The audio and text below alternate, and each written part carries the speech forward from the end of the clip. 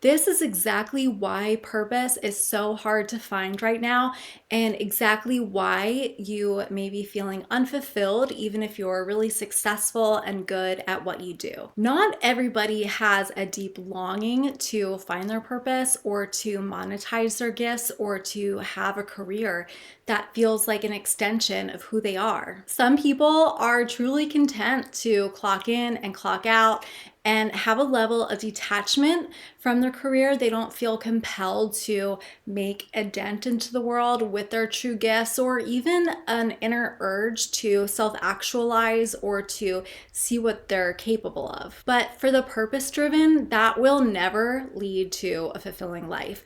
You have gifts to give to the world, and you know deep down that living that journey and giving your gifts to the world is not only what's going to help you create fulfillment and success, true, deep, authentic success in your career and life, but also just that deep sense of peace that you are who you're meant to be and you are where you're meant to be. The cure for feeling like something is missing is to say yes to the adventure of your lifetime, and that is pursuing your soul's purpose. I won't lie and say that it's easy, but what it is deeply meaningful. You have the freedom to live this life, and by virtue of making different choices, you can bring it into reality. But why then is it so hard if it's something that you're meant to do? So this is exactly why purpose is so hard to find now. The first thing is that you feel attached to where you quote unquote should be in life by now. The more time that passes while you feel unclear about your purpose, the more that you attach to some alternate reality where you have found fulfilling work and you found the work that you're meant to be doing and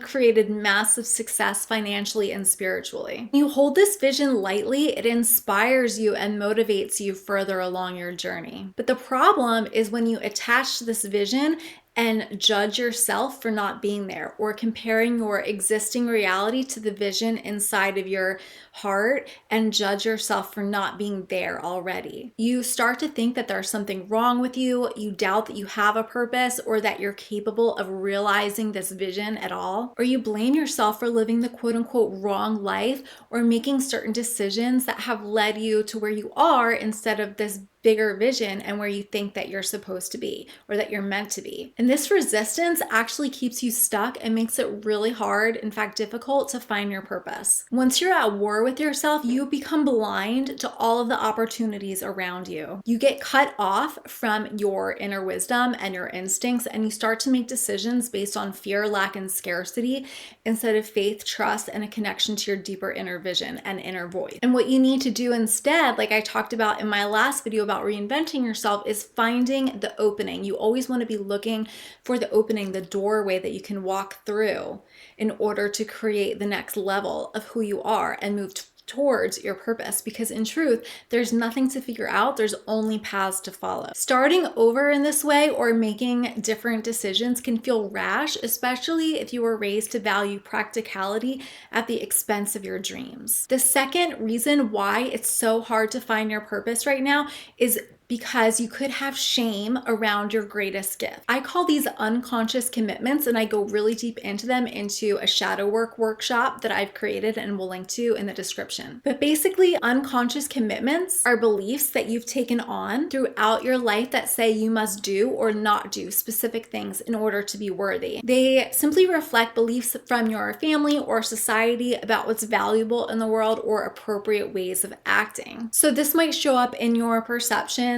about the types of work that are valuable or practical or able to earn an income. And a lot of times these ideas ignore the changed reality of the world that we're living in, where technology has made so many new options possible. And this can influence your perceptions about the kind of person that you are, like what specific gifts or qualities are good to express and which you might feel compelled to hide. And it's so ironic that a lot of times people are born into families where they are specifically told to act in a way that's counter to their authentic self. So, I'm really sensitive and introverted, and I was always encouraged to like go out and make friends, which was good. I can understand why my parents did that. But at the same time, I ended up hanging out with people who made me feel weird or dorky or boring for liking to read. And I hid those parts of myself and tried to fit into a box of who I thought I needed to be in order to be cool or to fit in, right? And so I drank a lot and tried to be the life of the party,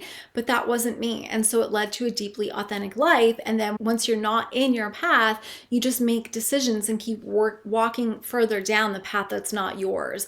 And so what you really need to do is figure out a way to hook back into the path that is authentically yours. You might also have perceptions about failure and that it's wrong to fail or bad to make mistakes. This was really big for me, and you need to really realize that failure is only an experiment that on the way to success, and you need to fail so that you have the ability to create the success that you want. So the third reason why it's so hard for people to find their purpose right now is that you're spending too much time consuming content rather than pursuing meaningful goals.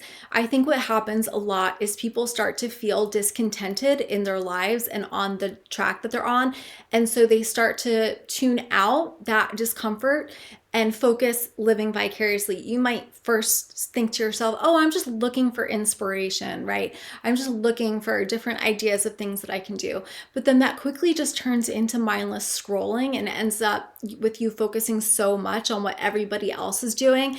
And so what starts as a way to sort of manage the discomfort of not living in a life that's meant for you or aligned to you quickly becomes a place of numbing out and blaming yourself and comparing your life to everybody else's highlight reel.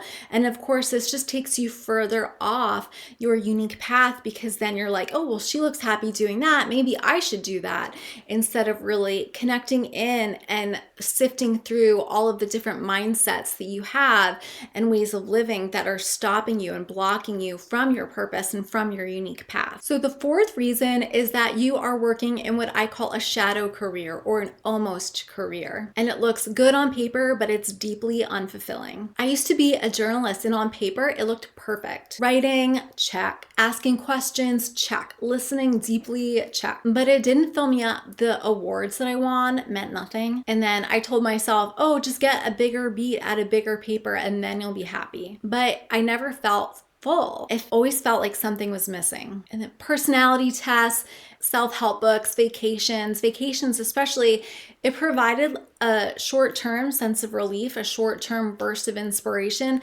but it didn't fundamentally change the way that I was relating to myself or living my life.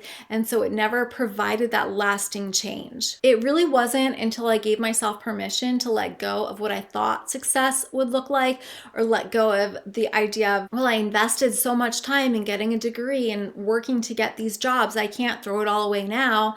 You know, that's a sunk cost fallacy.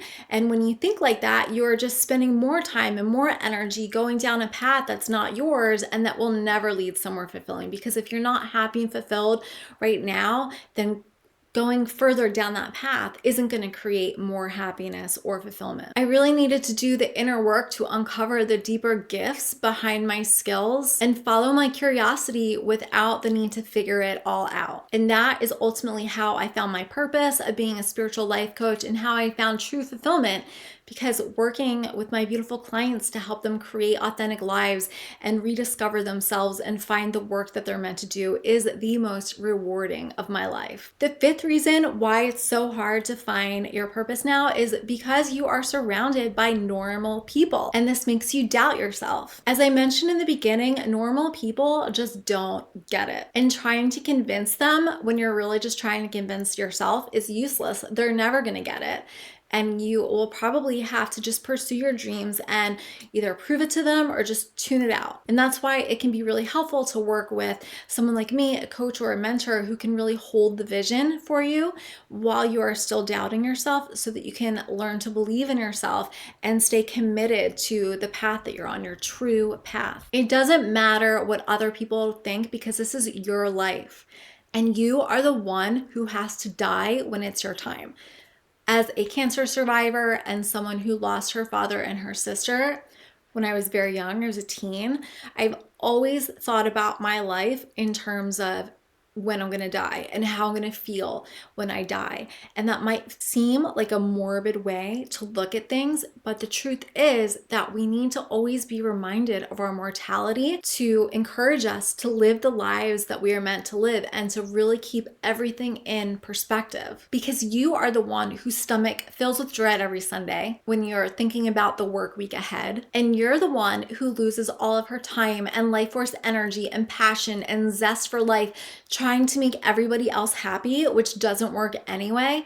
And when are you going to realize that the happiness of others is not worth the cost of your happiness? You are the one with the power to make your life meaningful. And yes, it might require disappointing some people, but you just have to ask yourself, how much longer are you okay with disappointing yourself and waking up every day and feeling like you are not living the life that makes you happy, or that you're meant to live, or that you know that your soul is inviting you to live. My purpose and true gift is to help you see yourself through the lens of your highest potential instead of all of the fears and doubts and insecurities and limitations that you're putting upon yourself. And if you want clarity on your life purpose and you want to make money in a career that feels like an extension of you, then I have an opening in my 3-month coaching program. I don't want to just help you figure out what you want. I want to help you become the version of you who gets it. So if you're ready to create that aligned, extraordinary life that feels like magic, then head to the link in my description and book a call, and we can talk about what it would look like to work together.